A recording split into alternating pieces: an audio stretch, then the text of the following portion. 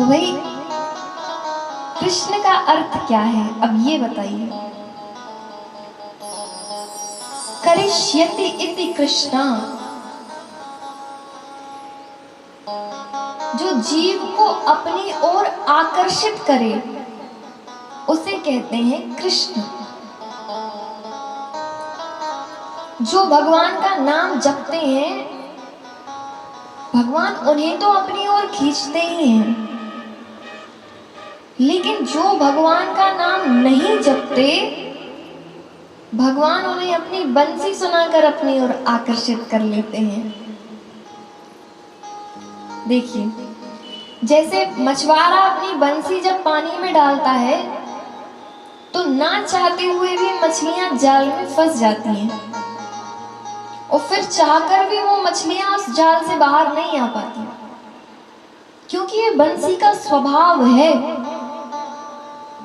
ठीक उसी प्रकार यदि एक बार विषयासक्त जीव भी श्री ठाकुर जी की शरण में आ जाए तो फिर भगवान उसका कल्याण ही कर देते हैं, कभी नहीं छोड़ते। इस प्रकार यहाँ श्री सूत जी महाराज से सौनकादिक ऋषियों ने कुछ प्रश्न पूछे हैं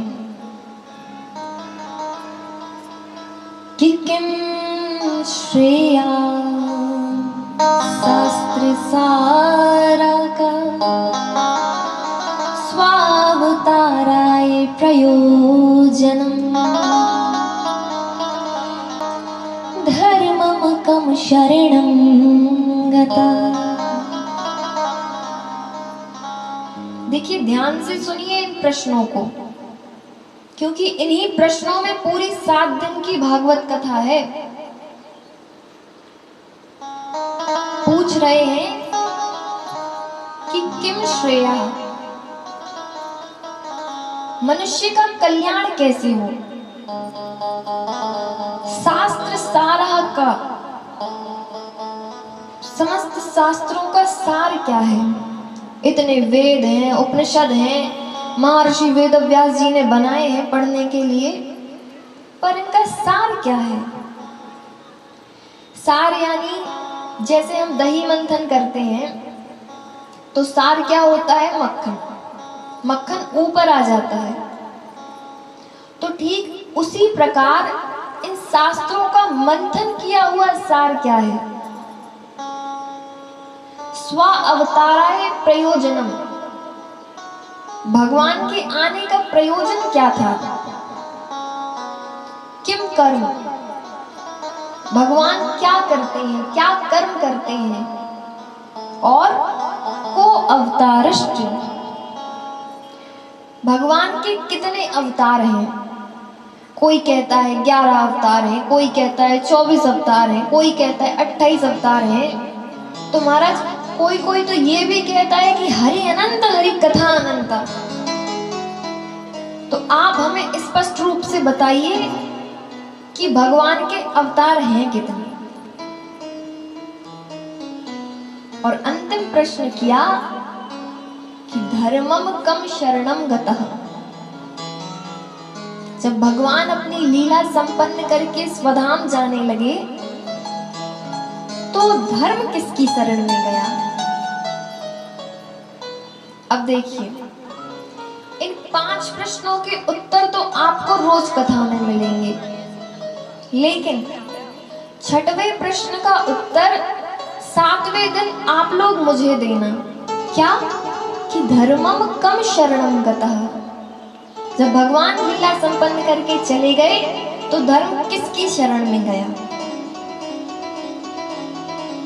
जब सूत जी महाराज ने ये प्रश्न सुने तो गदगद हो गए। आपने तो बहुत सुंदर प्रश्न किए, बोले, लेकिन इन प्रश्नों का उत्तर देने से पहले मैं अपने गुरुदेव की वंदना कर लूं, उसके बाद उत्तर दूंगा। तब सूत जी महाराज ने अपने श्री सुखदेव जी महाराज की वंदना की। क्या कहते हैं, यम प्रवचंत मनुपेत पेत कृत्यं द्वैपायनो विरेकातः पुत्रेति तन्मयतयाभिनोस्तम् सर्वभूतहृदयं मुनिमानतोऽस्मि। इस प्रकार बड़ी सुंदर वंदना की है। क्या कहते हैं कि जिन सुखदेव जी महाराज ने जन्म लेते ही संन्यास ग्रहण कर लिया, पुत्र पुत्र कहते हुए महर्षि वेदव्यास जी जिनके पीछे आ रहे हैं, परंतु जिन श्री सुखदेव जी महाराज जी को रोकने की सामर्थ्य महर्षि वेदव्यास जी में नहीं है, ऐसे परम वंदनीय जिनको दर्शन देने के लिए स्वयं मायापति विष्णु आए, ऐसे सर्वभूत हृदय सम्राट श्री सुखदेव जी महाराज के चरणों में हम बारंबार प्रणाम करते हैं। अच्छा, भगवान क्यों आए दर्शन देने?